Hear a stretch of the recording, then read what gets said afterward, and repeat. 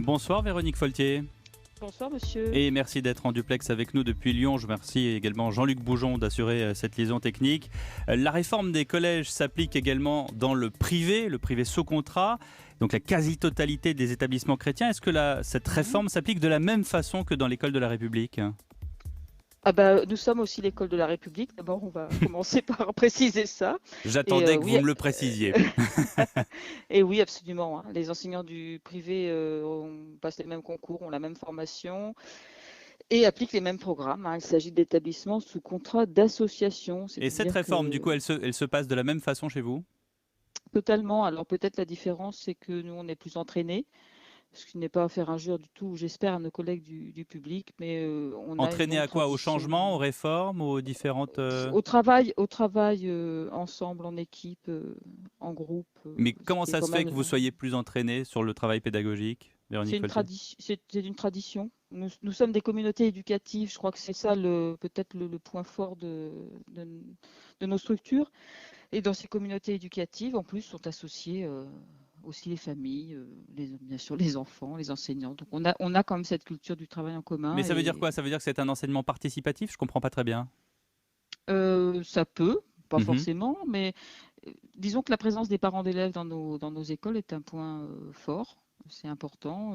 Ils sont acteurs de l'éducation de leurs enfants. Mais alors du coup, quel est le delta, enfin le ratio auquel on peut s'éloigner du programme voulu par le ministère de l'Éducation nationale ?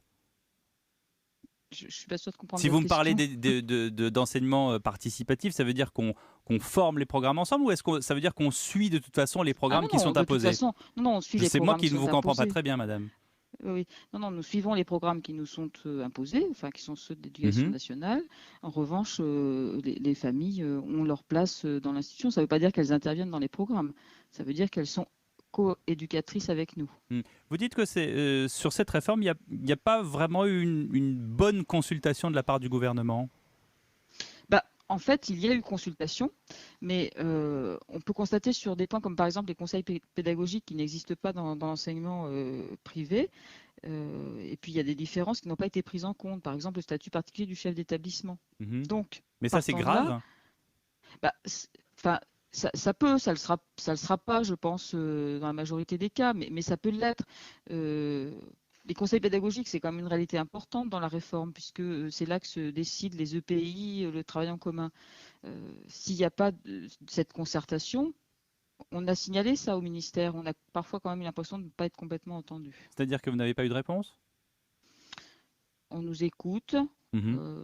de Et on vous façon dit, on vous courtoise en rappellera. plus. Non, on nous le dit maintenant. Non, on nous le dit pas. Il n'y a pas cette hypocrisie-là. Mais Il n'y a bon, pas de réponse non plus. Pas il de n'y a pas réponse de réponse. Mais concrète. c'est structurel aussi, hein. C'est structurel aussi, puisque dans les établissements privés, les chefs d'établissement, et c'est la loi, hein, c'est normal, Hmm. ont la responsabilité de l'organisation pédagogique de leur établissement. Donc, ils ne sont pas du tout tenus de consulter qui que ce soit sur, je sais pas moi, un aménagement de pays, par exemple. Hmm. S'ils décident que l'équipe sera comme ça, l'équipe sera comme ça, et Oui, mais c'est enfin, tout. si vous voulez solliciter, ça n'empêche pas, comme on dit, de vous répondre. Même s'ils ne sont pas tenus de le faire. Au niveau du ministère? Oui, Mais je pense ils peuvent pas. À cet endroit-là, ils ne peuvent pas. C'est la d'accord. loi, C'est la loi, tout hein. simplement. Et ils ne Voilà. peuvent pas y Il nous déroger. faudrait retravailler sur ce statut si particulier. Hmm. Mais Euh, c'est pas simple. comment expliquez-vous, c'est un phénomène un peu adjacent, mais qui commence à prendre de l'ampleur, comment expliquez-vous le nombre croissant de parents qui fuient, j'allais dire, l'école publique et qui décident de mettre leurs enfants dans le privé ? Alors, c'est peut-être par là qu'on a commencé tout à l'heure, hein. J'ai parlé de communauté éducative.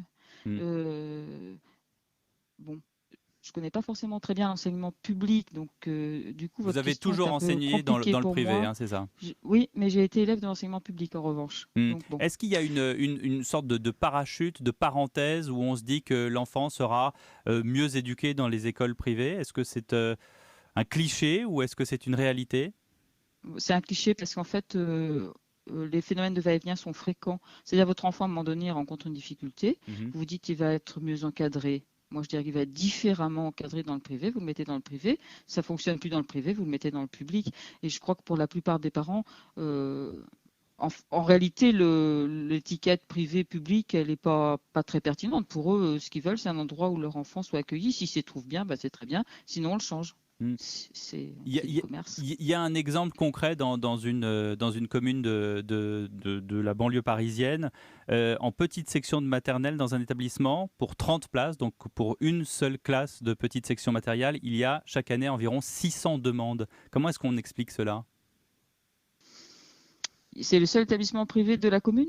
Il y en a plusieurs, mais en l'occurrence, celui-là est assez prisé. Il y en a un autre qui est également très prisé. Mais comment expliquez-vous ce nombre de dossiers qui s'accumulent pour rejoindre les écoles chrétiennes, catholiques, privées? Est-ce que les gens fuient le programme Valo-Belkacem? Alors, il y a des réalités, puis il y a des mythes. Alors, pour ce qui est de l'école primaire, une explication, je ne sais pas si c'est la seule, je ne connais pas l'établissement, c'est sans doute les rythmes scolaires. Donc, Mhm. les parents ont très mal avalé l'année dernière pour un certain nombre les rythmes scolaires. Et Ça, c'est c'est une vrai que réalité, ça. Ah bah c'est clair, oui, Mm. oui, c'est clair. Je me mets à leur place, hein. Je veux Mm. dire, vous vous retrouvez avec votre enfant le mercredi matin, vous faites quoi? Enfin, beaucoup de gens travaillent, c'est quand même très compliqué, hein. Mhm. Et toutes les municipalités n'ont pas eu ce qu'il faut pour s'occuper des enfants. Donc, en plus, ça aggrave le problème. Mm. Donc ça, c'est une explication Et les nette. On a mythes? vraiment.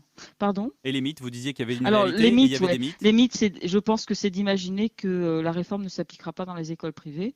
Et il faudra encore vérifier les chiffres, hein, ça j'en suis pas sûre, hein, de savoir si cette année, effectivement, notre recrutement dans le second degré, c'est-à-dire collège, va augmenter. On n'a pas encore les chiffres, mais ça c'est un mythe. Mm. La réforme s'appliquera dans les écoles privées comme partout ailleurs. Donc, quand on entend des parents qui disent moi je veux pas du programme Valo-Belkacem, je mets mon enfant dans le privé, ça c'est plutôt un cliché et un mythe, selon vous? C'est un cliché, oui, oui. Et puis, il n'y a pas que des choses à jeter non plus. Enfin, je rappelle que nous, on était plutôt favorable à une réforme, hein. Hmm. On ne peut pas continuer à Ah, laisser celle-là 20%. justement, celle-ci vous convient? Alors, en fait, celle-ci, moi, je la trouve, à titre personnel, très bien. En revanche, je pense qu'elle télescope et qu'elle superpose des choses qui ne sont pas compatibles. C'est-à-dire que le cœur de la réforme est pédagogique, elle est Hmm. intéressante. Sauf qu'on vit dans un monde et une société en ce moment très, très difficile, qu'on n'a pas résolu les problèmes sociaux, même dans les classes, et que du coup, enfin, comment vous dire, on a superposé un dispositif extrêmement pédagogique à des tas de réalités enfin, on n'est peut-être pas mûr, tout simplement. Merci Je sais beaucoup, pas. Je Véronique vous en prie. Foltier, secrétaire générale du syndicat national de l'enseignement chrétien, d'avoir été avec nous en duplex de Lyon, et je remercie encore Jean-Luc Bougeon d'avoir assuré la liaison technique.